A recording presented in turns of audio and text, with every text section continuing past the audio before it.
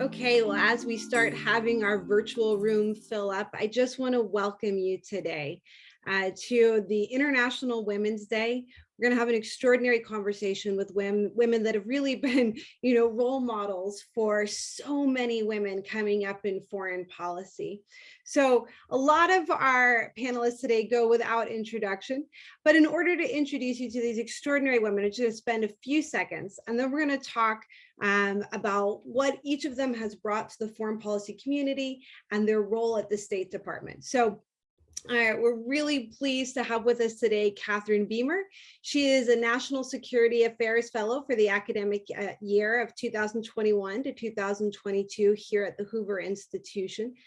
She is a career Foreign Service officer and previously served as a deputy counselor of the political, economic, and commercial section in Bolivia, as well as a series of other postings. Dr. Jendayi Frazer is I should have asked how to pronounce this, the Duignan Distinguished Visiting Fellow at the Hoover. Duignan, thank you. The Duignan Distinguished Visiting Fellow at the Hoover Institution. She previously served as the U.S. Assistant Secretary of State for African Affairs from 2005 to 2009. Kiron Skinner is the W. Glenn Campbell Research Fellow at the Hoover Institution and the Taub Professor for International Relations and Politics at Carnegie Mellon University's Institute for Politics and Strategy. She previously served as the Director for Policy Planning and Senior Advisor to the Secretary of State. And finally, Condoleezza Rice is the Tad and Diana Taub Director of the Hoover Institution and the Thomas and Barbara Stevenson Senior Fellow on Public Policy. You might all know her best for her work that she did as the 66th Secretary of State of the United States from 2005 to 2009. So it is really an honor to be with you all today. And I wanted to take a second first to really explain to the audience how you got to the State Department and what your role was at the State Department. So Katharine, maybe we'll start with you. Sure, thank you, Jackie. It's a great honor to be with everyone here today. I'm very honored to be on this panel. I was really inspired by my classes here at Stanford. I was an international relations major in my undergraduate years here. And I was walking across campus one day and asked, how do I become a diplomat? I don't think I'm cut out for academia necessarily, but I'd love to be in the room where the negotiation is happening. And one of my upperclassmen mentors said, you should take the Foreign Service exam. So I did. I was accepted into the Foreign Service right after I graduated and moved to Washington in September of 2001. My first day at the State Department was September 10th. On the second day, I was evacuated from the training center in Arlington, Virginia, and we felt the plane hit the Pentagon. And so those were very difficult days and challenged a lot of the assumptions that I had made about what life as an American diplomat would be like. But that time also, that particular event also created a very sort of important sense of purpose and unity amongst myself and my colleagues as we embarked upon our careers. At 9/11 was also very formative for me. This was the day I signed my ROTC agreement. Oh, wow. In New York City. So it really has shaped a whole generation of foreign policy practitioners. Mm-hmm, definitely. Now, Kiron, how did you get to the State Department? Because you were an academic. So what was the route that you took and what was the role that you played inside the State Department? My role starts, or my pathway, many years before, and you're right, I was and am an academic. In 1989, January, I went on exchange from Harvard to Stanford to work with Secretary Rice on my dissertation. By the end of the week, she'd been offered a job on the NSC staff by George H.W. Bush. And I thought, well, I don't have a dissertation advisor here. What do I do? I literally bumped into George Shultz and said, I'm writing a dissertation on US-Soviet détente. Can I interview you? And he ended up interviewing me, and I did the research for his memoir. So I knew a lot about the State Department before I ever landed on the 7th floor. But I hadn't really thought about serving there during the George W. Bush administration. I was a Pentagon person for 8 years on a variety of national security boards. But in an unusual move among Hoover fellows, I ended up on the Donald Trump campaign and on the State Department and NSC landing teams. And ultimately that led me to serving in the State Department. And then Jendayi, you have an extraordinary regional expertise, which kind of like logically would have put you in the State Department, but you didn't start off there, correct? That's correct. All right, so I'd love to hear more about your path. Yeah, it's very much following Kiron's path, in the sense that I was, did my PhD at Stanford, so gained my expertise in terms of Africa and civil military relations. I was a student of Condoleezza Rice, PhD under her, and then she went off, like Kiron said, to government, and but she stayed in touch, and I was able to maintain her as my faculty advisor. She even paid money for me to make phone calls to DC at that time, which was really quite generous. And I had a role model in Condoleezza Rice in terms of she went first to be an international affairs fellow working at the Pentagon. I followed right in that path as a Council on Foreign Relations International Affairs Fellow. I'm working at the Joint Staff as a political military affairs officer in the Africa branch, the Europe Africa branch, and then went back to academia. And then when Condi became the head of the transition team, or actually the national security advisor to George W. Bush during his campaign, she involved me in that campaign. I then joined the transition team, and she brought me in over at the NSC as senior director. When I was an international affairs fellow, I was at the Pentagon and at the NSC as a director. So then I went over to become the senior director for Africa at the NSC, at which point, at some point, Secretary Powell, did this thing like call me when we were in a meeting, and I called him. And he asked me if I wanted to be an ambassador. And so really my first step into the State Department was being the US ambassador to South Africa. And then Condi, when she became Secretary of State, invited me to come over to be the Assistant Secretary. And so really having the expertise, the experience that I gained as an International Affairs Fellow, and then the opportunity that came with an election to be a political appointee both at the NSC and then at the State Department. So that was my route. And then I guess the $1 million question is then how do you become Secretary of State? And I'm sure that there are a bunch of women who are listening to this panel who are looking at you saying, how do I become like Secretary Rice? So I'd love to hear kind of that pathway as well. Yeah, well, let me just say two things that may be a little unexpected. One way that you become Secretary of State is you start as a failed piano major. And so I was actually in college, a piano performance major. And fortunately for me, about halfway through college, recognizing that that was not going to be my profession, I wandered into a course in international politics. It was taught by Dr. Joseph Corbell, and I knew I'd found what I wanted to do, but the path wasn't really straight to becoming a Secretary of State, obviously. My first job in the State Department was actually as an intern. I was an intern in the State Department in 1977 in the Bureau of Cultural and Educational Affairs, or Educational and Cultural Affairs. And so I used to give a talk when I was secretary, and I would say, be good to your interns because you never know what's going to happen. My path is not unlike those of Kiron and Jendayi, and that is that I started out as an academic. I was a professor at Stanford. Along the way, I met General Brent Scowcroft, who asked me after a while to become the special assistant to President George H.W. Bush for Soviet affairs. And it was the end of the Cold War. It was 1989 to 1991. And you get to know the president pretty well under those circumstances. And I got to know the Bush family very well. And when George W. Bush decided to run for president, he asked me to organize his foreign policy for the campaign. And I did that. He then asked me to be national security advisor. I was national security advisor for 4 years, including on September 11th, I think a searing time for all of us.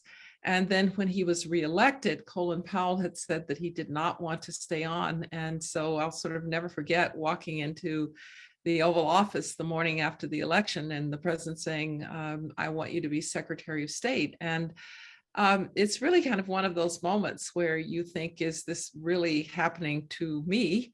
And I became his Secretary of State, and from then on had the opportunity to be the country's chief diplomat, to be a member of actually the president's cabinet, the first member of the president's cabinet, because Secretary of State was the first position that the founding fathers created. They created 4 right at the beginning: Secretary of State, Secretary of the Treasury, what was then Attorney General, and then what was called Secretary of War at the time. And so it's a special role to be Secretary of State. And you might notice when there's a State of the Union address, the Secretary of State leads the cabinet to hear the president, and that's why. And then just one more little funny thing about being Secretary of State.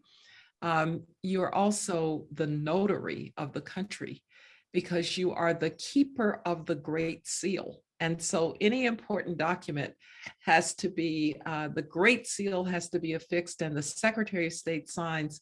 And that's everything from commissions for people who are being appointed as other cabinet officers, or to various commissions, to the Louisiana Purchase, which was also signed by James Monroe, to Richard Nixon's resignation letter, which was signed by Henry Kissinger. So the Secretary of State, I think, is in some ways a very special role, because it's been there since the existence of our country.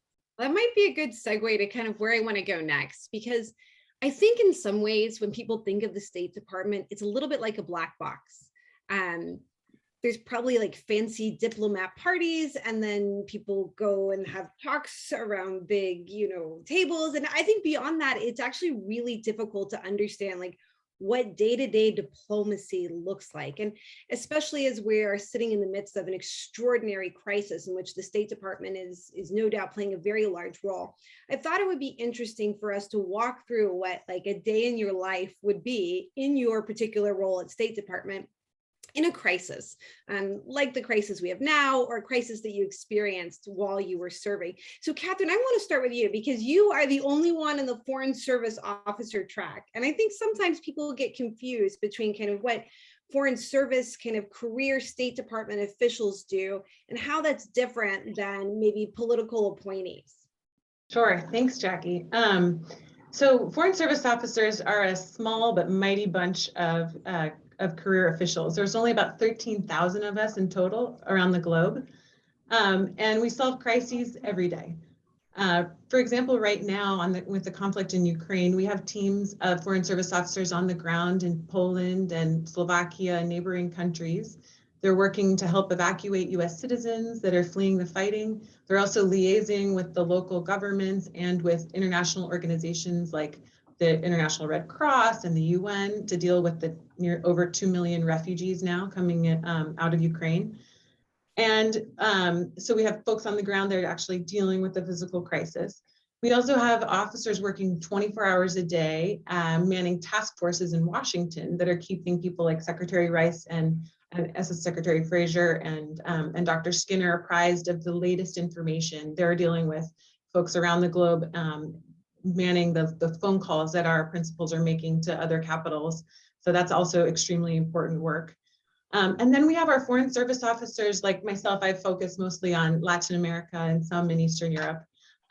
We have diplomats in every country, establishing relationships. You referenced cocktail parties and jest, but we do a lot of relationship building on the ground when we're overseas, so that when the crisis hits, we know who to call and who can help us. So we have seen, the sense of global unity that we have in response to Russian aggression the robust sanction regimes that are in place now. I mean, that's certainly inspired by the Ukrainian people's demonstration of their love, freedom, and democracy. But it's also a great testament to the decades of diplomacy that we've been doing in support of our democratic ideals and building that sense of common unity around these ideals.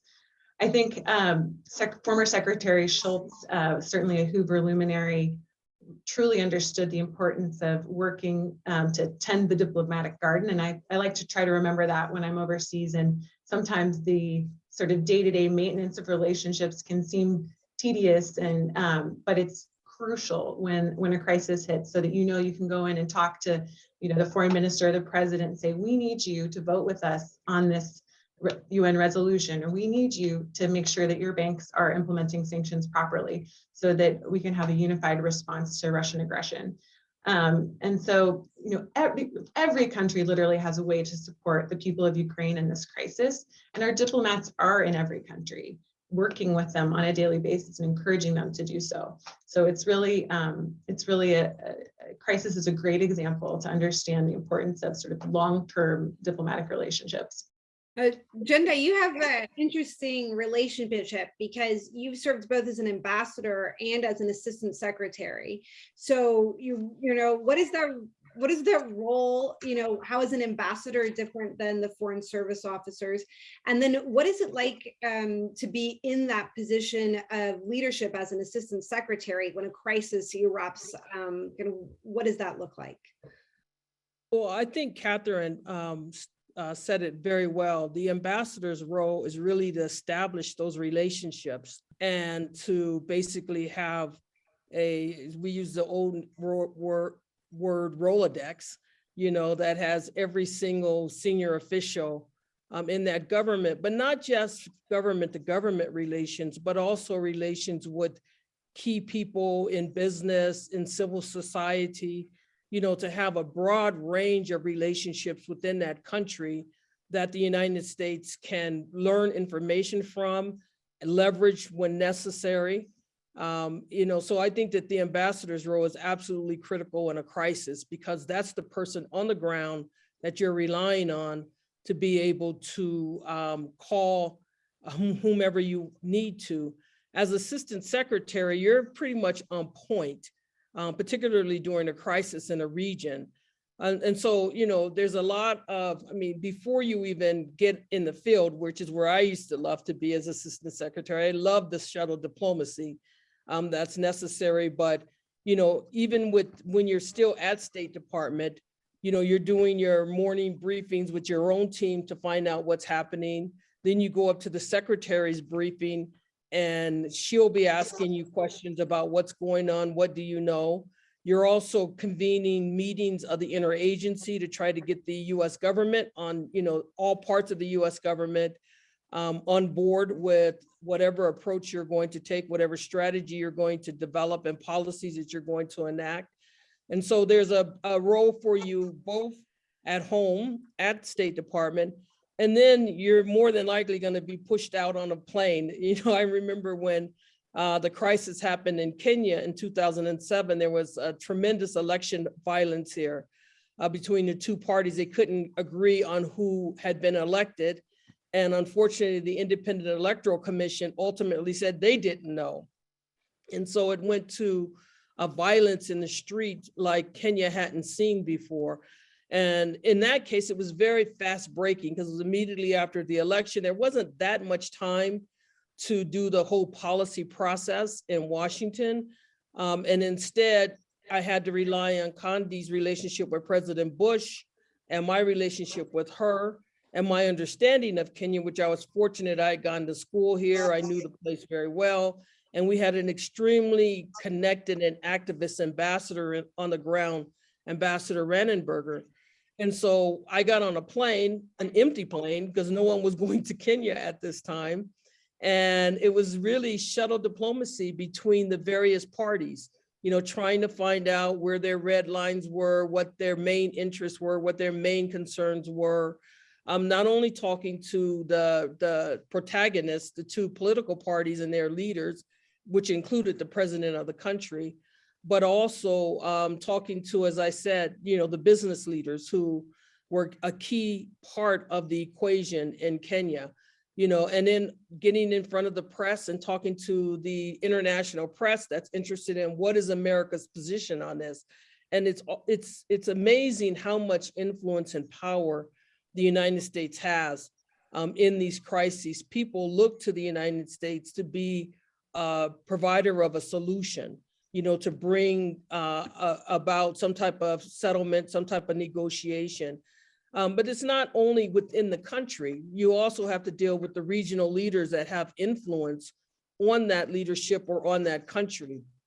And so, getting on the phone with the heads of state, for instance, in the Kenya situation with Uganda and with Tanzania, some of the other countries that are bordering Kenya and are impacted by the crisis that's taking place in this country. And so it's really, it's quite exciting. There's high stakes. Your words are hung, people hang on your words. The things that you say can make policy you're right in front of the press and they push you on a question, and next thing you know, you've made policy, back in Washington. So you have to be careful as well with what you say in these crises. But I think the important thing is that America has a major role as a superpower in resolving these types of crises. But Kiron, when you're working in DC in policy planning and advising, what does that look like during a crisis? Well, I have to say, serving in the Trump administration is an outlier from what I've heard so far.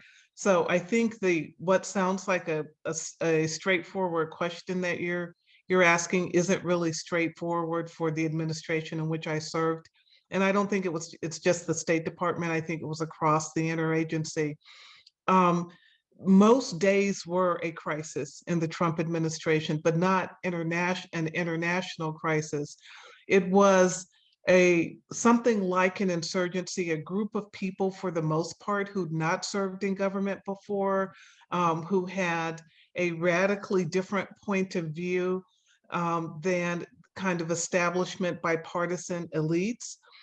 There were many of those in the administration, but there was something of a civil war going on among and between the political appointees. And when a new administration comes in, typically there is a dance between the careers and the political appointees. And they figure each other out, I would say, in 6 months or so. And they don't always agree, but they come to a good truce and they work together. I think that's happened most of the time at the State Department, even though there will always be some tension.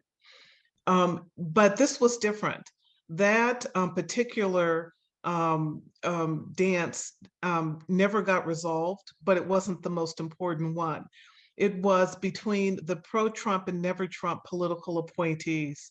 And most of the pro-Trump ones just hadn't been in government. Many didn't have a policy background. And so I think that was difficult. So you had these civil wars going on, the political appointees divided, the careers mapping what the political appointees were doing. And then this other dimension of bipartisan and transnational elites who were saying to many of those quote unquote never Trumpers, just hang in there, this will be over soon. That's a difficult way to do diplomacy. And what I found, much of my job descriptions go out of the window in that environment. I have never taken a psychology course in my life. I never wanted to be a psychologist. I became something of a therapist for our partners and friends abroad. And I think I had a unique credibility with them because I was one of the few who'd been on the campaign in transition. And I would just say, let's hold hands. We will, we believe in we have the same values, especially with the NATO partners and other close allies. And we share principles and values and history.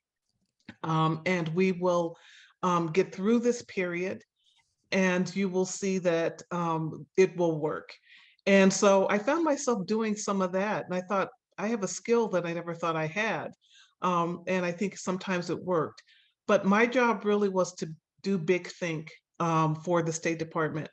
And what I realized in that role, and I consulted closely with Secretary Rice before I took it on, and she said, don't go too far out into the future because your principal can't think beyond 6 months. So if you find yourself writing papers about 20 years from now, they may never get read, except by historians 20 years from now. And I found that it was difficult, not because of the Trump administration and its uniqueness, but the pace and the demands of US foreign policy. Just as Jendayi has talked about, everyone turns to the US.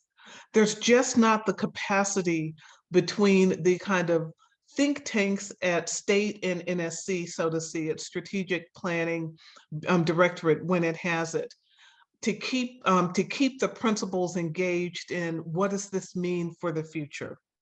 They're trying to get through the day and get some coherence. So trying to find a way to influence their thinking with a little bit more long-term, a little bit more grand strategy, it's really hard. And I don't think anyone's cracked the code because the pace has only gotten faster, more demands, and diplomacy is different. State is still organized in regional and functional bureaus. I sometimes wonder if we need to rethink the whole organization of the building, given the challenges that we're facing. So just one example, and I'll stop. I did a lot of talking about the rising power of the global South while I was at State. And I think I was the only one who would talk about that. But what does that mean in a building where you've got the regional bureaus really separated, and then on top of them, you've got envoys for every major crisis, and they are disconnected from the bureaus. So if you're talking about something that is bringing countries like Brazil, Nigeria, India together, it's hard when just bureaucratically to even think along those lines. I think that's actually a really, really nice pivot because I think people often think of the role of Secretary of State of being one of these great men, and you stand and you orate and you tell great foreign policy. But the reality is that the Secretary of State is in charge of a very large organization that has to bring together people who are career foreign service officers and political appointees to do something that is quite complicated. So, Condi, I'd love to hear from your perspective, kind of what the role, the day-to-day of being Secretary of State look like and how that changes and is different in a crisis. Well, in fact, because the United States is a global power, there is almost on any given day, there's some part of the world that is in crisis. And so part of the problem for the Secretary of State is, as Kiron was saying, you're trying to keep tabs on a big global picture, but on any given day, there's a great big ball on your desk when you walk in, and I can guarantee you that for Secretary Blinken right now, it says Russia and Ukraine, and it's very hard to deal with anything else. And that brings me to a really important structural point. When you are secretary, you had better have really good assistant secretaries for the regions, so that while you're worrying about Ukraine and Russia, somebody else is looking at what's going on in Taiwan and China. Someone else is concerned about whether there's about to be another bad election in someplace in Africa or Latin America that's going to change the course. And so I found that my superpower was really picking people who could do that and who had the standing in these various regions to walk into the foreign minister when I couldn't be there because I was dealing with whatever the crisis of the day was. Jendayi was my person in Africa. I actually, Katharine talked about the Foreign Service, with the exception of Jendayi, who was a very, very highly regarded regional specialist for Africa. Every other one of my assistant secretaries for the region were Foreign Service officers. And so I didn't feel that I had this split between the political people and the foreign service officers. Everybody I felt was really on the same team. So you come in, you've got to deal with the crisis. I can guarantee the secretary's on the phone constantly, whether it's to the Ukrainians or to the allies. You're trying to hold the allies together under a lot of pressure. The Secretary of State really is kind of the 911. So something's gone bad and with one of the allies, and you talk with the president that day and he says, well, I think things are getting a little squishy in Germany. So now you've got to be in touch with the Germans to make sure they're staying online. You're trying to help the ambassador to the UN. How are we going to use the UN in this moment to try to bring international pressure on the Russians to stop doing the things that they're doing? So you're trying to manage this crisis, but you'd better have other people who are looking at these other parts of the world. And I'll say one other thing about Jendayi, when she talked about the Kenyan crisis, she was on the ground for, I think, 3 weeks, really pushing the Kenyans as far as she possibly could, working with Kofi Annan, who was at the time retired Secretary General of the UN, who was trying to bring about an agreement. I was in Tanzania with the president, and I got a call from Jendayi that said, I think you can help here. And so I got on a plane and went to Kenya then to do the negotiations for bringing about a government of national unity. But I could not have done that without the groundwork that Jendayi had been doing for 3 weeks. And so you have to, as secretary, you're so right, Jacqueline. Jackie, people think about the secretary standing there in great orations and shuttle diplomacy, but you had better have a great team. It's not just you. You'd better have a great team that can work all of these issues while you're doing multiple other things. And I'll just make one other point about Secretary of State, which is something that you're not doing as much of when you're in crisis, but you also have a lot of representational functions for the United States of America. So when there was a very bad earthquake in Chengdu in China, I was dispatched to Chengdu to bring the condolences of the American people. I've gone to refugee camps in Darfur, in Sudan, to walk among refugees and to show that the United States is a caring country. Jendayi and I worked on the President's Emergency Fund for AIDS relief, which we would then go to Africa, and again, she would have laid the groundwork, just like David Welch would have laid the groundwork in the Middle East when I had to go negotiate on Lebanon. So the point I really want to emphasize is you are the Secretary of State, but you are really leading a team, and you'd better have a great team. I want to pivot now because each of you are substantive experts in particular kind of foreign policy areas. And I want to pivot to something which I think is probably on the forefront of a lot of our minds. And I'll keep you on the hot spot a little, Condi, which is, you started your career as an expert in the Soviet Union. You've played a pivotal role in US foreign policy towards Russia all throughout the 2000s. And I'm just interested in your perspective about what do you think has shaped the trajectory that's ended up where we are today? Yeah, I have spent a lot of time, as you said, on global politics, but US-Russian relations in particular. And I was the Soviet specialist at the end of the Cold War, and it was such a hopeful moment because after the Soviet Union collapsed, there was a lot of expectation that this was an opportunity for the Russian people to live in a democracy, to have their voices heard. And for a while, it looked as if we were getting there. They did have elections. They did have a freer press. They did have reasonable relations with their neighbors. But over time, the current president of Russia, Vladimir Putin, I think threatened by the fact that there were democracies growing up all around Russia, whether it was in Poland or in the Czech Republic or the Baltic states. And when it was clear that the Ukrainians were actually starting to succeed in their democracy, Ukrainian economic growth was 3.5% over the last several years. We have seen that the president that they elected, Zelensky, is really a leader of people. And Ukraine wanted one thing. They wanted to move closer to the West. Yes, they wanted membership in the European Union. That was going to be a very, very long time coming. Yes, they wanted membership in NATO. That would have been a very, very long time coming, if ever. But Vladimir Putin was threatened by the idea that Ukraine might move further west. And he has a kind of delusional Russian view that Ukraine is really a part of Russia. He gave this really odd speech in which, back in 2008, in which he said, Ukraine is a made-up country. It isn't really an independent country. Ukrainians are just Russians. Well, they are actually not. They have their own language. They have their own culture. They have their own history. And so operating on that delusion that Ukrainians wanted to be Russians, he, I think, and I hate to say this, but I think the 2 years of isolation in COVID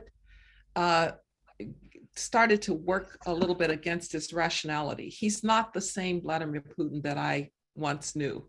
He's not calculating. He's unnervingly aggressive. He's not calculating. He is erratic. And I think that he looked at this situation and said, I can move now. And he underestimated the Ukrainian nationalism that he would meet up with. He overestimated his own armed forces, which they rebuilt with a lot of money for 24 years since the Georgian invasion, and his military is not performing very well. And most importantly, he underestimated the unity that the West would achieve if he tried to absorb a country of 43 million people with military power. And so I think that's how we've gotten to where we are. I fear that it's a great tragedy for the Russian people, because it's very hard to imagine. You know, we have these crippling sanctions on Russia, but I'm going to tell you, Jackie, I saw a picture in the paper that sort of said it all. It was of these well-dressed Russians in a mall, fancy mall, trying to get their money out of ATMs because they knew the banking system was collapsing. The Russian people in the last 30 years have become accustomed to a different life. I studied in the Soviet Union in 1979. Soviet citizens looked at their feet. They didn't travel. They were cut off from the world. For more than 30 years now, they have been a part of the world. And now they are being, because of the actions of this one megalomaniacal man, they're being cut off and sacrificed. And I want to say one final thing. I hope we can find a way to keep lines of communication open to the Russian people. I think about the PhD candidate who I trained, who went back to Russia to be a part of the knowledge-based revolution in Russia. I think about all of the students that have gone to schools at Stanford and Harvard and Yale and the University of Colorado and University of Iowa. You'd find them everywhere. And this isn't the Russia that they signed up for. And so I just want to say I feel for the people in the Department of State, particularly my successor, a few times removed, Tony Blinken, because there aren't any really good answers here. And this is when the job is at its hardest, when you're trying to balance American values, and yet, you know, you have this huge security problem in the center of Europe. I think everyone would agree that diplomacy has become central in this crisis. But I think one of the other things that we can all agree is that, and this is kind of a point of contention in political science, is that the individual leaders really matter. And especially when we're talking about the trajectory of Russia, you can't talk about that without Putin. So Kiron, you started your career looking specifically at individual leaders and Reagan in particular, and the role that leaders play in US foreign policy. So I'm interested from your perspective, are there lessons that you can take from your work on individuals in foreign policy that can help us better understand or even solve the crisis that we're in today? Yeah, I think that's a great question, and let me answer it, but relate back to something that Condi mentioned. She talked about the students that she trained from Russia, but she also had one, and I don't know if she remembers, Ukrainian student who we co-authored a book together, and it was, I think, to this day, and Bruce Bueno de Mesquita, who's at NYU, the titled Strategy of Campaigning, Lessons from Ronald Reagan and Boris Yeltsin. I believe it was published in 2007. And I believe it's the only time that a sitting Secretary of State had a scholarly book to come out while in office. And she had the policy planning director at the time, Steve Krasner, vet the book. And we were able to get it published. So that student of Condi's is now a professor of political science, I believe, at Baylor. And so I've thought about Sergei Kudelia quite a bit as a Ukrainian. But individuals do matter. And the one point that Condi made that speaks to the importance of leadership is that you have to separate out the leader and his or her cronies from the people. And that's something Ronald Reagan talked about a lot. He said his attack when he talked about an evil empire wasn't the Russian people or those in the Soviet bloc, but it was the evil in the government itself in Moscow. And I think that that's what's happening right now in this administration. I'm a Fox News contributor, and I'm one of those contributors who doesn't like to throw flames at people, especially in a crisis. And I say all the time, our job now is to support our national government and what it's doing. And I've seen repeatedly the administration attempt to separate out the Russian people from what is happening from their leadership and talk directly to the Ukrainian people and those in Russia. That's a key part of leadership, to know your audience and know as an American leader that your audience is really the world. And so I'm trying to take principles from Reagan as I speak to the public and to the world about this crisis. And that's one of the key ones. And a related one is, and I've said this before on air, I feel like the West is back. Not that it ever went away, but in the 21st century, we've had some really big challenges. After 9/11, the George W. Bush administration had to develop some kind of strategic doctrine around the global war on terror. And then the Obama administration had to try to figure out something like a pivot to Asia, like we couldn't be bogged down forever in Middle East wars. And I think now we're trying to figure out, what does it mean again to be the West? And the West is hard, it's not free, costs a lot, it's really hard work. And that's what we're seeing. Zelensky is helping us get back to actually who we are. I want to pivot just a little bit because we were supposed to get the national security strategy in January. And I think because of the current crisis, that's probably not going to come out. But I was interested, Jendayi, from your perspective, because I think this is something that really does vary amongst all the administrations, is what role you think Africa should play in the national security strategy. If you were advising Biden's see as they're putting this together, how would you advise them about how to approach Africa and the priorities in U.S. national security? They are working on it now, and I know the team that's putting it together at the National Security Council for the Africa team, and they're really outstanding. You know, they have strong history and a lot of experience in the U.S. government, so I have great expectations of what the Africa section of the National Security Strategy will be under this administration. I think that the most important thing, and the thing that I thought about when we were doing it for President Bush, was that the Africa section has to reflect the overall principles of the president and of the administration. It can't be an outlier of those principles. And so that, to me, is the first and most important principle. Secondly, I think that we shouldn't think about Africa as separate. I think I'll just give you an example.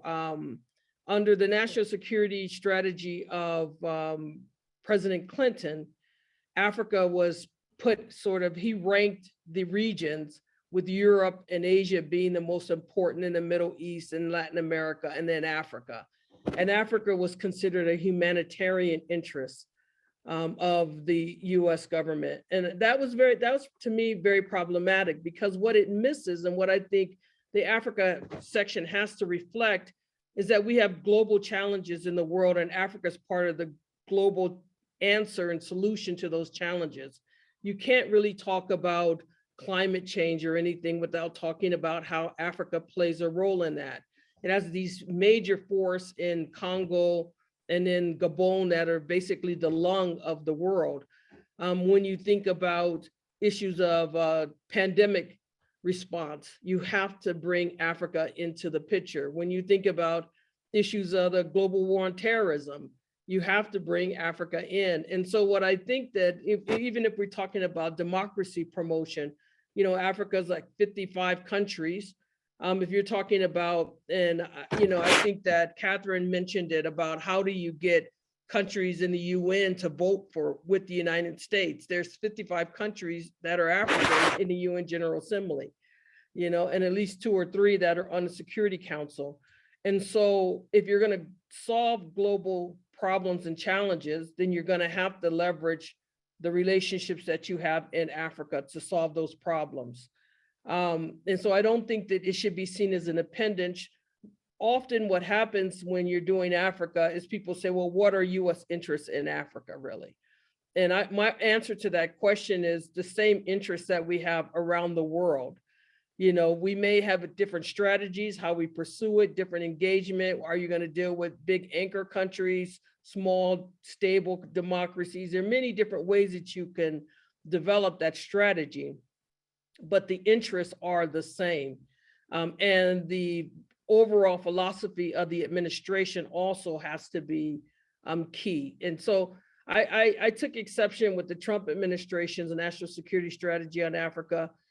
It reflected my point about the principles, because a big principle of the Trump administration, rightly so, was that we needed to recognize the geopolitical competition, particularly with China. So I think they got that absolutely right. But Africa was the last chapter. It was the last 2 or 3 pages in the national security strategy. And the only 2 countries mentioned in that Africa section was the United States and China. And so they missed it on strategy. They got it right on the overall principle, but which countries are going to matter the most to us in pursuing our geopolitical competition? What role does South Africa as a BRICS country play in that strategy? What role does Nigeria or Ethiopia? So I think that you have to get a little bit more granular in developing each of those regionals, the regional sections of the national security strategy, but that section should reflect overall big principles of the administration. Katharine, you spent most of your time in Latin America and Middle East, but I noticed there's a thread across all of these countries that you've worked in, which is that you've spent your entire career working for human rights and the rule of law. And I was just really curious what you believe your greatest success has been. And then on the flip side, what's been the greatest challenge? Sure. Well, unfortunately, I've never served in the Middle East. It's been Europe and Latin America. I served most recently in the Dominican Republic, and before that in Bolivia. And then prior to that, I was in Poland and Slovakia. And my first tour was in Guatemala. So I've been all over the place. I've learned 3 different languages and spent most of my career overseas for the past 21 years. And you're right, it has been a complete privilege. I'm a political officer in the State Department, so we work a lot with foreign governments, but also with civil societies. And much of the work we've done has been sort of promoting freedom and democratic ideals overseas. One of my tours back in Washington, I was on detail to the Senate, and I worked on the Sergei Magnitsky Rule of Law and Accountability Act, which provides the State Department and the Department of the Treasury the opportunity to freeze visas and assets of corrupt officials and known human rights violators. And I had the opportunity to actually use those sanctions in one of my most recent overseas tours in Latin America to go after individuals in the government who were guilty of egregious corruption. That was a great success to see something kind of come as a legislative tool that was very much a bipartisan effort in the Senate, and actually see the implementation of it overseas in defense of our core interests. On the ground, what this looks like as a foreign service officer is I often am engaging with civil society actors and governments to help ensure that their courts deliver verdicts that are based on evidence and facts rather than bribes and political influence. It's harnessing the power of the other members of the diplomatic community to stand up for those ideals as well. We also have worked with in several countries with the international community and our host nation counterparts on the execution of free and fair elections. That's a very powerful experience as an American diplomat. Some of this work's really hard to quantify. It's very long-term. For years, my team is working with the electoral authorities to make sure that they have the tools they need and the training that they need. But then, Americans can see that when they read about an election in Latin America where it's been peaceful and there was a transfer of power from one government to the next. It's also incredibly rewarding when you see leaders make decisions to uphold democratic institutions instead of changing, for example, term limits for their own benefit. That's the outcome of sustained diplomacy in support of democracy overseas. I think that the greatest challenges in this area, unfortunately, might be to come. We really have to keep up our efforts to make sure that democracy is delivering benefits to citizens, particularly right now when our vision for the world is being challenged by powerful autocracies. And I believe that this is more difficult for us as American diplomats to do when we're very divided at home. I very much hope that the example that we're seeing right now in Ukraine, where people are fighting for their existence as a democracy, will motivate better cohesion here. And because it's exposing so clearly what's at stake. And so I'm inspired by this, and I very much hope that, as Kiron mentioned, that the West is back and that there's a resurgence of appreciation for our ideals, and that the difference between autocracy and democracy is made very clear, because that will certainly help us as we move forward.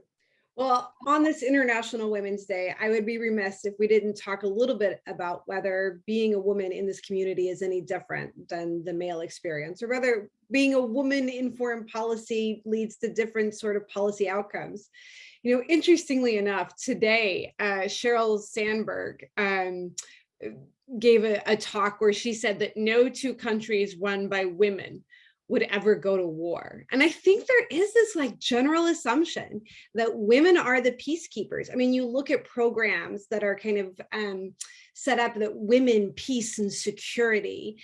And then if you look at the academic literature on this, that there's really not a lot of empirical evidence that supports that women really are the peacemakers. So Rose McDermott, who's done work at Brown University, she links it actually to testosterone and makes a very interesting argument about menopause. And then recent work by scholars like Alex Stark actually runs a quantitative analysis of conflict and gender and finds that actually there's no statistical relationship between women leaders and conflict. So I want to hear from your perspective, are women really the peacemakers? Is there a difference when it comes to gender and foreign policy? It is very female, though, for us to let everyone go first. That, I think, is actually significant. Well, I'll go. I don't think that one can draw definitive or dispositive conclusions from somebody's gender when they're in a position, because if you're the leader of a country, there are so many contextual factors that as to what your options are, what your interests are, what your values are.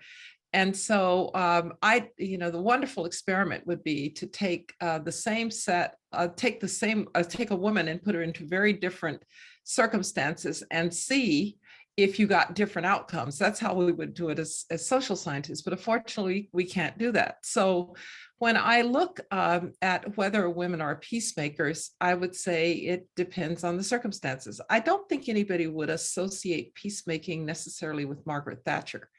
Not that she went to war repeatedly, but she was somebody who believed you had to use military force, and in fact used it in an odd circumstance in the Falklands. So I don't think anybody would say that Golda Meir was just a peacemaker, or for that matter, Indira Gandhi was just a peacemaker. And so it really much depends on the circumstances. The one thing that I think is different among women, and you just said it, Jackie, I do think women listen better. And I actually, as a diplomat, I always said that my most important goal was to, particularly if you're the Secretary of State of the United States, don't go in all guns blazing to put your position on the table first. If the American Secretary of State does that, that sort of shuts down the conversation. So I was very careful to let somebody else, maybe several other people, speak first before I spoke. And that was both to open up the conversation so that people didn't feel constrained by what I said, because as a number of people said, the United States is maybe more powerful than we even want to acknowledge in that way. But also I could listen.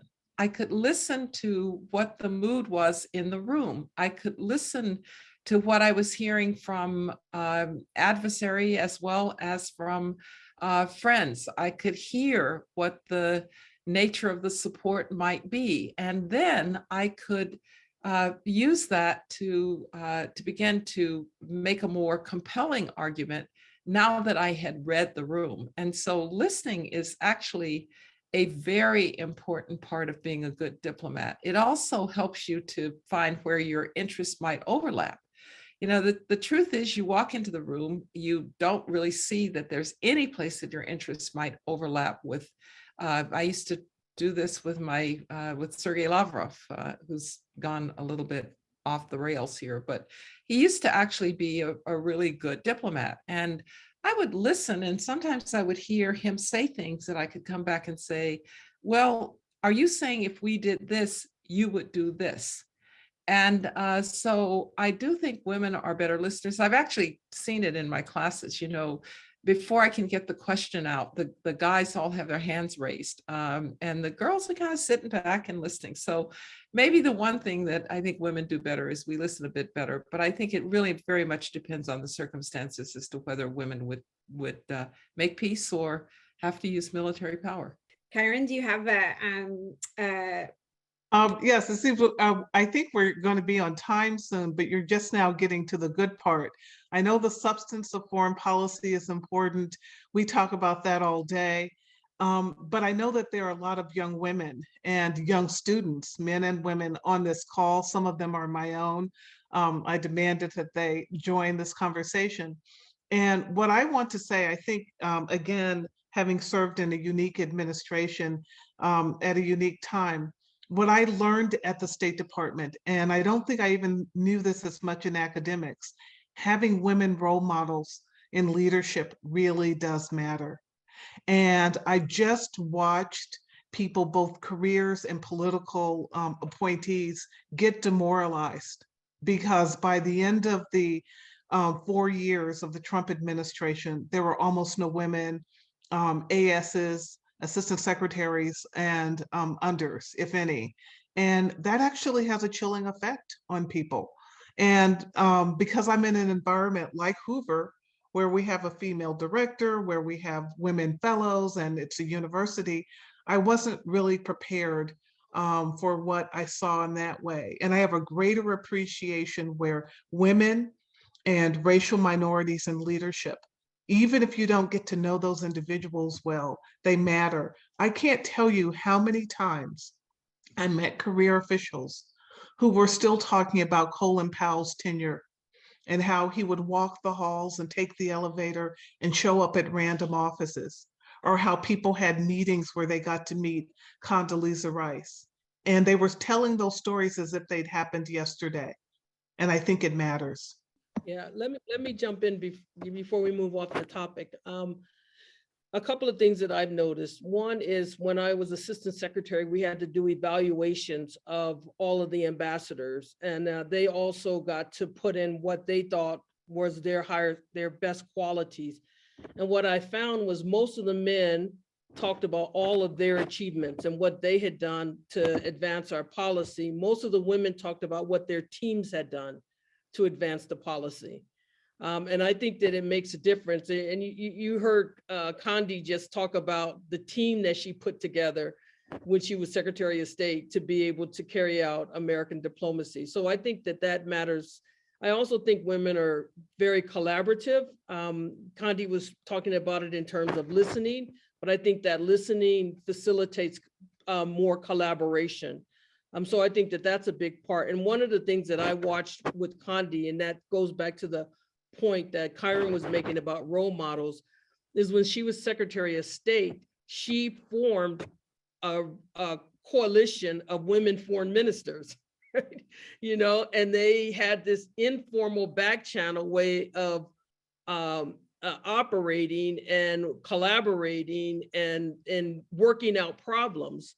And I think that I haven't seen men do that type of thing. You know, we always talk about men in the back room, but it was actually the women foreign ministers who were in the back room, you know, making decisions and, you know, to support the interests of their governments using a different type of association and collaboration. So I do think that I agree with Condi that we can't attribute gender because countries have interests and you're there as an official representing your country's interests.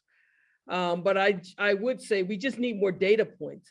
And so what we need is more women leaders so that we can actually suss this out. Katharine?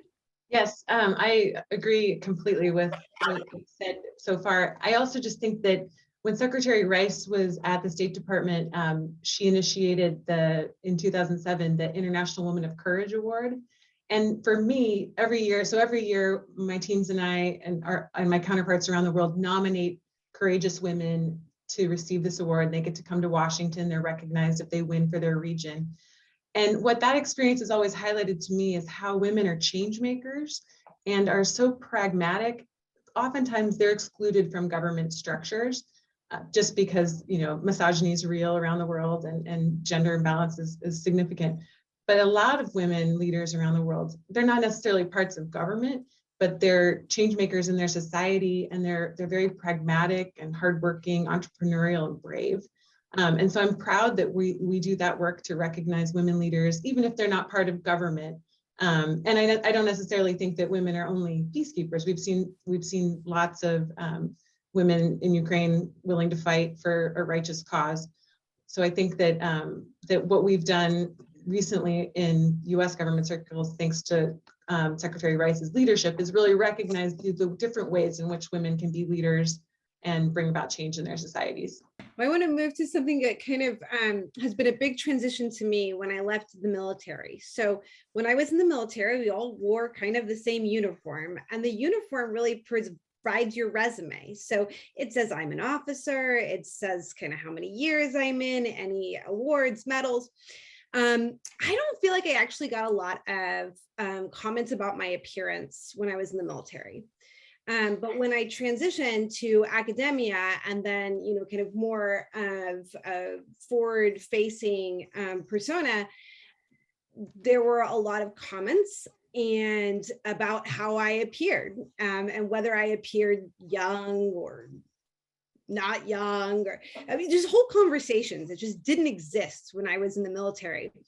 And so I want to ask you about, are there unique challenges for women in foreign policy and how they present themselves? And I remember a picture of Dr. Rice, which must have been from the mid 2000s, because this is like my peak time period where I was following all these things.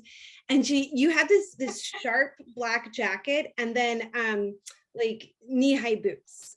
And it got like this undue amount of attention. I mean, it was a sharp fashion choice. And I thought, well, that's like kind of unfair. I mean, it's very unfair.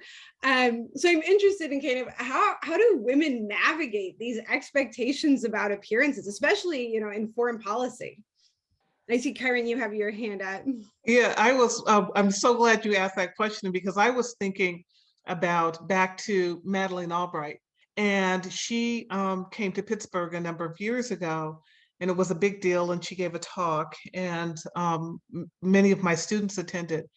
And she told stories, and she said they're in her books as well, about how her appearance was a factor in the discussion about her becoming Secretary of State. And she was very open about it.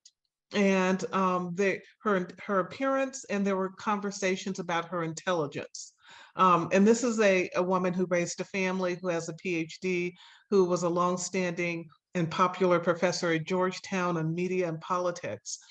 And I think she was the beginning of the turn. I don't think you could get away with that now.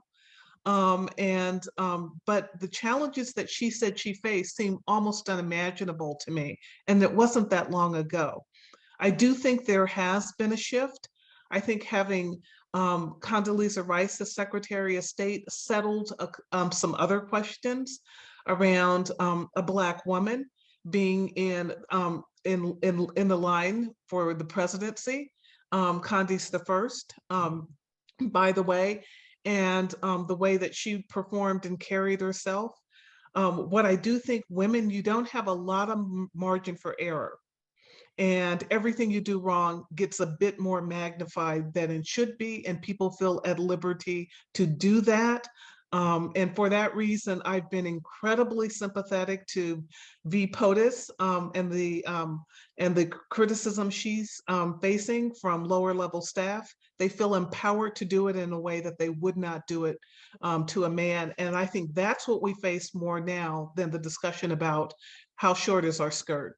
Well, if I could make just 3 really quick comments. Yes, the boots and the black outfit. I got up that morning and we were in Germany, and Sean McCormick, who was my press guy, said, "You're on the front page of the Washington Post." And I said, "I didn't say anything yesterday. Why am I on the front page of the Washington Post?" Apparently, I'd worn a Matrix-like outfit, and that was for a lot of comment as to what I was trying to do. I wore the boots because it was cold. It was actually pretty simple. A second kind of vignette is that I was doing a Vogue photo shoot, and they brought all these clothes, and I said, no, you don't understand. I'm not a dress-up doll, all right? I'm going to wear my own clothes. And so I did, but then I did say, but that suit could be mine. I kind of like that. In other words, my third point is I kind of had fun with it. I actually didn't worry about it too much. If people wanted to comment on what I wore, okay, fine. That's your problem, not mine. I've got serious work to do here. I did try very carefully to strike a balance between, being appropriately dressed. I'll tell you what's really hard if you're a woman and you're traveling all the time, and you're going to go from the house of the foreign minister to meet the president of a country, and then you're going out to be with a refugee in a refugee camp. Kind of how do you make that transition?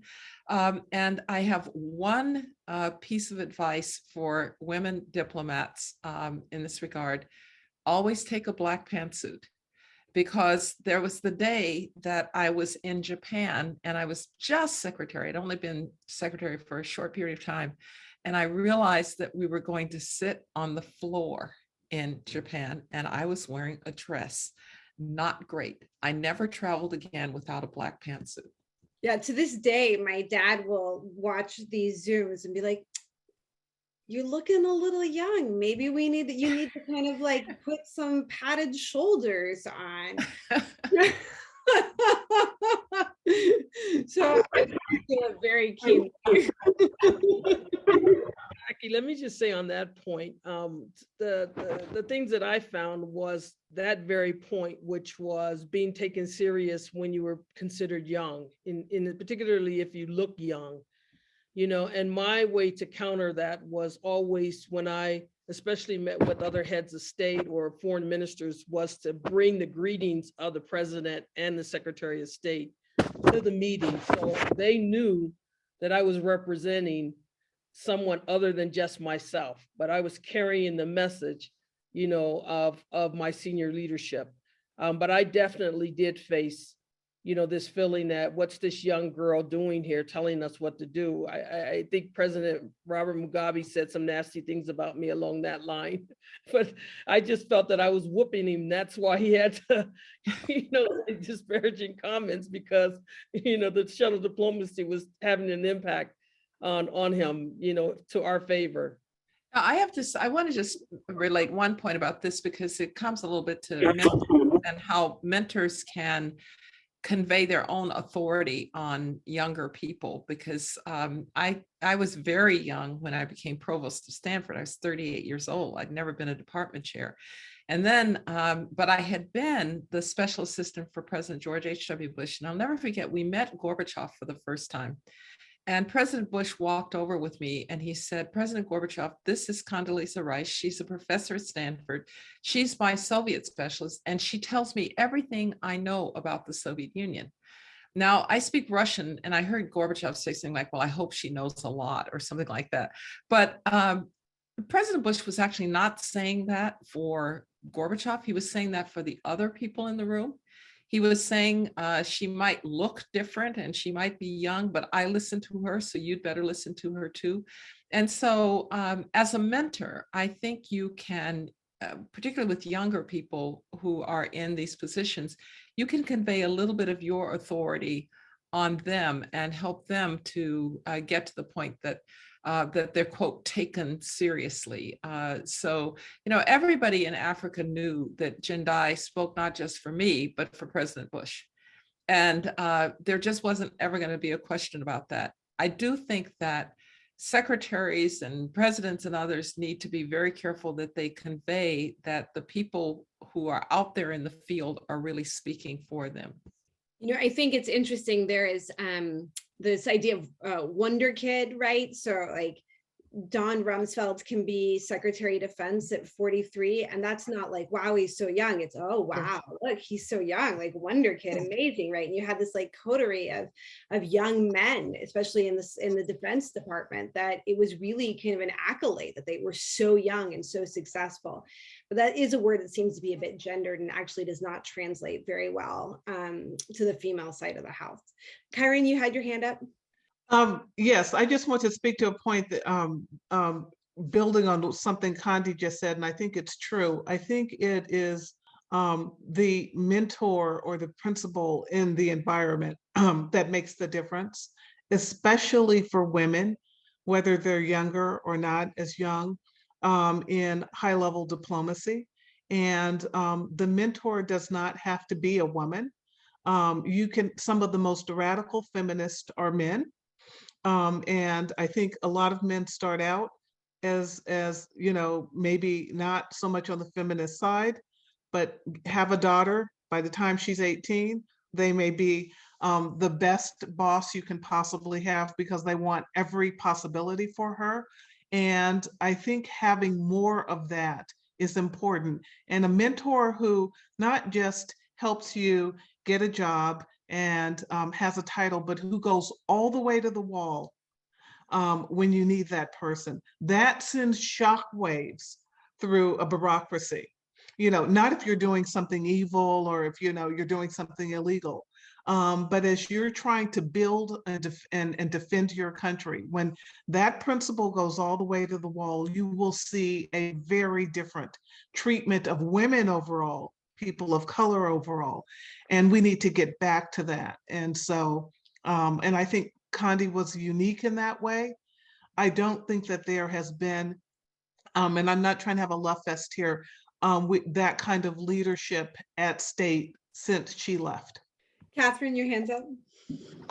Yes, I was just going to offer a slightly alternate perspective. As a career diplomat, I joined the State Department when I was 22 and was often the youngest person in several missions as I moved through the ranks. I found that one of the sort of blessings and curses of the State Department is it's incredibly hierarchical and bureaucratic, and foreign counterparts often know our bureaucracy as well. And so when I came in with my title of, first secretary or counselor for the embassy or whatever my diplomatic title was, that also helped convey or confer respect to me so that foreign interlocutors in particular listened to what I had to say because they understood that I was presenting the US government position and that I was the person, relaying their information about them back to Washington. And so perhaps it's different in other fields, but in diplomacy, because it's pretty regimented and you have various levels, that helped me a lot, in particular when I was a younger diplomat. Well, I want to grab some of the questions in the audience because there's some really good ones. And the first one I want to ask is, how have things changed for diplomacy since the advent of the digital age? How are we talk a lot about information narratives and social media, but really kind of everything has changed since it's gone to ones and zeros and binary. So I'd love to hear your perspective on that, how the digital revolution has changed diplomacy. I would just say I'm really glad that social media was not a big deal when I was Secretary of State, because it is just so difficult because part of the problem in diplomacy is you've got all these different audiences and you're trying to control the narrative. And now with social media, you've got just everybody's a reporter, everybody's a commentator. And so the key, I think, is to try to learn how to use social media, because if you don't use social media in diplomacy, you're not going to reach whole segments of the population who are younger. My students have never seen a television. I don't think they don't watch television news. They get all their news from social media. And so I think the trick that diplomats are going to have to learn to do is how to take what can have a very big downside on the social media side for control of the message and use it more effectively to bring messages. So I think the digital age and just the speed with which messages fly. Already, if you're the Secretary of State, you've got people in every time zone known to humankind, and you're already behind the news cycle that if something happens out in the Middle East and somebody has to wait for clearance in Washington to say something, you're already way behind the power curve. Well, multiply that many, many times by what's going on with the digital age, and I think you'll see that the challenges have just multiplied. Kiron, I mean, you served in the last few years. I'm sure I have to imagine diplomacy in the last few years has really been upended by the changes in how we propagate information. I think so at a couple of levels. One, and this is going to sound kind of unbelievable, but in some conversations I had, and I don't think this is going in a classified realm, with diplomatic security, they had a much more difficult time catching up to some of the younger people in the building who would want to leak things to the press, because they couldn't trace it by their emails, because people would just take screenshots, sometimes with their cell phones. So there was really no way. And I just thought, 5 years ago, this must have been inconceivable. But the ways that you could use even low-level technology to do things where you wouldn't get caught, I think was something that was mystifying the 55 and 60-year-old diplomatic security officer, where they would just throw up their hands and say, this leak is so low level anyway, but someone would have taken a screenshot. So I think that has had an impact. And younger people see technology. I think it divorces you from morality sometimes. I don't know how we build that back in. But also, our diplomacy has been challenged in trying to deal in the cyber age. And we worked really hard to get a cyber bureau and didn't. I think the Biden administration has finally stood one up. And that's critical, because misinformation and disinformation around the world are now part of the toolkit that we have to deal with. And I think our diplomacy is just behind in figuring out how to address these disinformation campaigns, the deep fakes that look really real and, could have a Secretary Rice talking when it's really not her.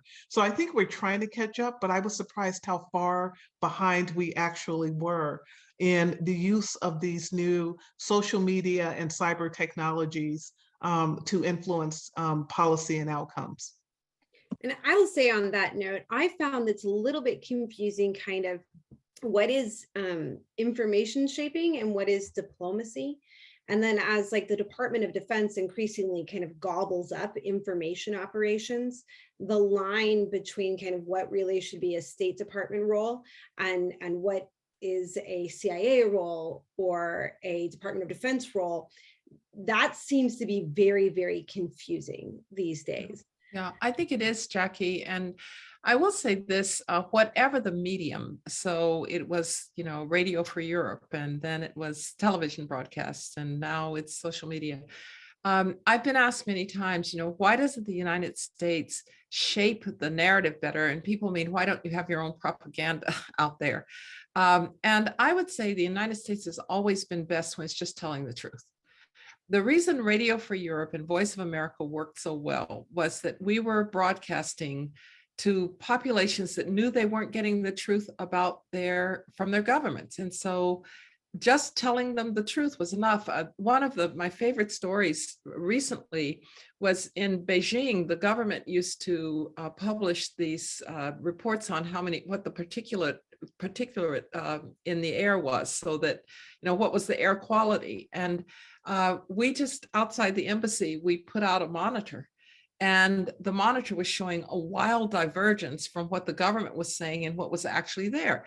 Well, this became a real problem for the government because everybody knew they couldn't breathe in Beijing. And they knew that if what the government was saying about air quality was true, that they would have been able to breathe in Beijing. And so sometimes I think when we talk about public diplomacy or setting the message, we have in mind something we're not very good at. What we're very good at is trying to get the truth to populations who otherwise would not hear it. I want to take one more question from the audience, and this is a really broad one. But what is the role that diplomacy plays in avoiding war and then in war termination? And I think this is very apropos today, but it might be helpful to understand kind of what are those mechanisms. Yeah. Condi, you want to start us off? Oh, sure, I'll start. Yeah. Well, you always, anybody who thinks an American president wants to go to war has never been with an American president. That is the most devastatingly difficult decision that any president can make. And so avoiding war becomes absolutely critical. And the president looks to his Secretary of State essentially to be in the lead for that. And I will say that with the might of the United States behind you, it's not a bad thing to have military power in the background while you're trying to deter war. And we sometimes confuse that there's military power and there's diplomacy, but I call it coercive diplomacy. You actually want your adversary to think that you might use force in order to try to get to a solution. Once something has broken out, though, the diplomat is really constrained in trying to get the parties to see a path forward for stopping the war. And it can get quite personal. The war in Lebanon in 2006, I remember coming home and seeing a runner on the CNN broadcast that said there was a poll to see if I could go stop the war. And I thought, okay, well, this is getting kind of personal.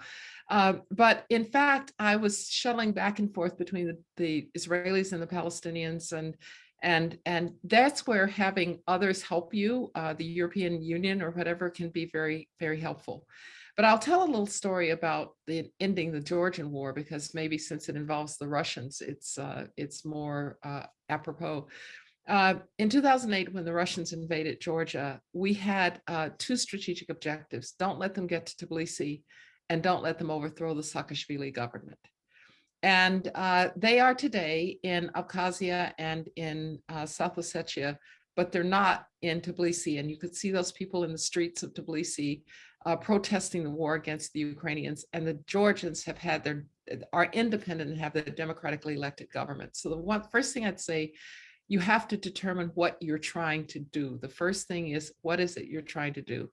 And then the second thing I'll say about that is watch your words. So the Russian foreign minister called me, Sergei Lavrov, and he said, there are three conditions to stop this war. One is the Georgians have to go back to their barracks. I said, fine, done. He said, the second is they have to sign a no use of force pledge. I said, fine, done. He said, the third is just going to be between us. Misha Saakashvili has to go. And I said, Sergey, the Russian foreign minister and the American Secretary of State don't have a secret conversation about overthrowing a democratically elected president. I said, what's more, when I get off this phone call, I am going to go and I'm going to tell everybody that I know that that's what you just said to me. And he said, no, this is between us. I said, no, it can't be. So I did. I called everybody. We went to the UN. We exposed what the Russians were intending to do. I think sometimes, again, your best strategy in circumstances like this, if you run into something like that, expose it. And I have to say here, I think the Biden administration has done a really good job in the use of intelligence to expose the Russians as to what they're going to do before they do it. And I really think it has Vladimir Putin spitting nails to wonder who around him is telling us what they're going to do. So you have a lot of tools in your toolbox, but the most important thing I would say is be absolutely sure of what it is you're trying to do, and be truthful in communicating about it. I think in terms of, diplomacy, it's so important. It's often hard to define. And people think once a war starts, the diplomats move out. You never stop talking. And that's really important to remember. And the talking comes in different ways.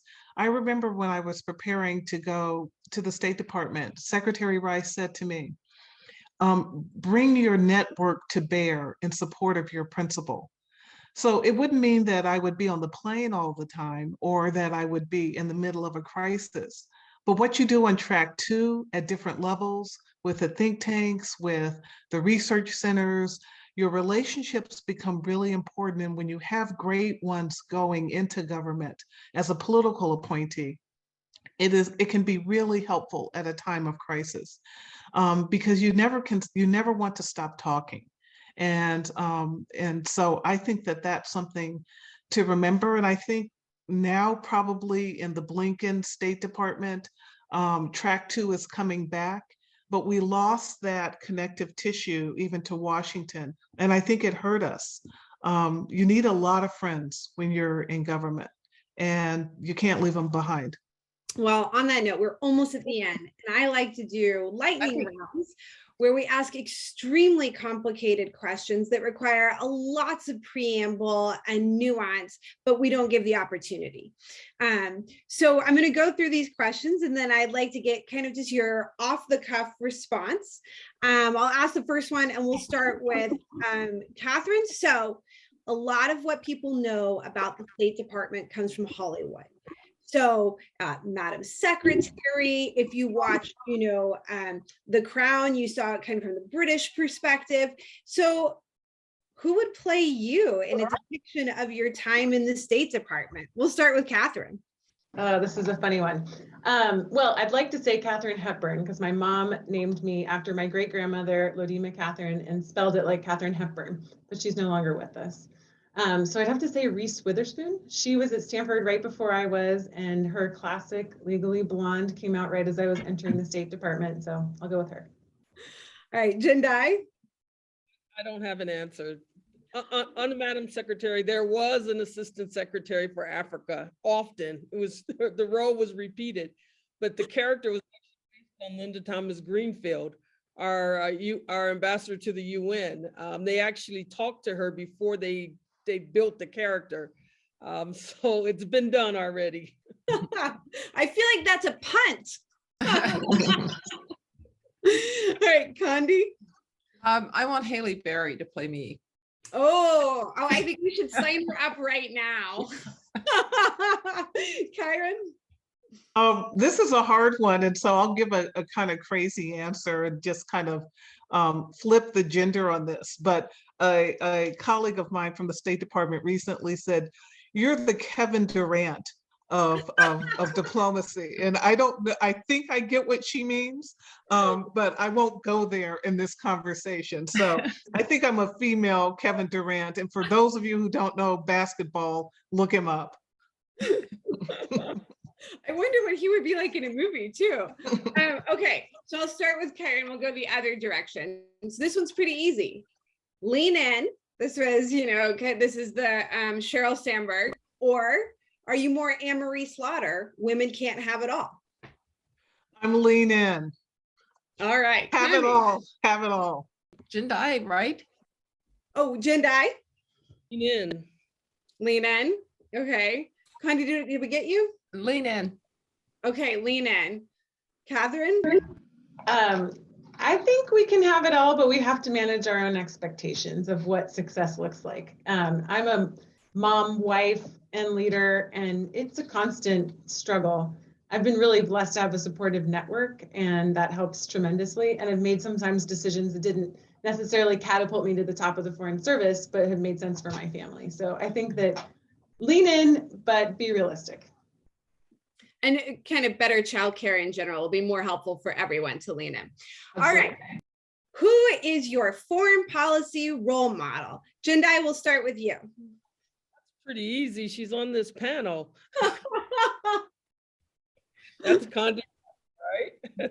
Mentor and role model, no question. Condi? It's actually a president of a country who Jendayi knows very well, Ellen Johnson Sirleaf, who sometimes looked like she was going to just take her country by the ear if necessary and lead it to peace. Kiron?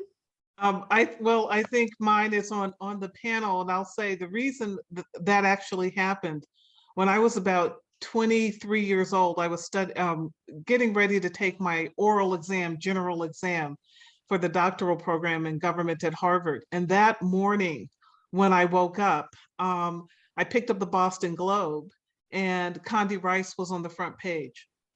And so a young assistant professor, Russia specialist, I said, that's really amazing. So, we didn't have cell phones back in that day. So I called her, and she was a visiting fellow, I think, at Hoover.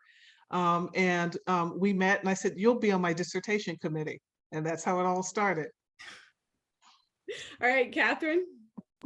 Well, I'm going to continue the chorus. I have a photo of myself at age 26 briefing Condi when she was the Secretary of State and I was a desk officer. So anyone who's ever been in my office knows that she is my role model. And I'm so grateful for how gracious and wise she's been and what an example she is. I also really look up to current director of the CIA, Bill Burns, who is an outstanding career diplomat, and lesser known figures like there's a woman named Phyllis Oakley, who was a female officer who had to quit the State Department when she got married and then rejoined in the 70s and had a terrific career as a half of a tandem couple, which is what my husband and I are doing. So there's a lot of great role models out there, but Condi certainly tops the list. Well, I want to thank all the panelists for this extraordinary conversation and for the privilege on my part to get to spend an hour and a half of my International Women's Day with such an extraordinary group of women. So thank you so much. I'm sure that there will be a reconvening in a year, but in the meantime, women will have to go forth and, save the world from warfare, apparently. Thank you. Thank you, Jackie. Thank you so much. Happy International Women's Day. Good to be with you.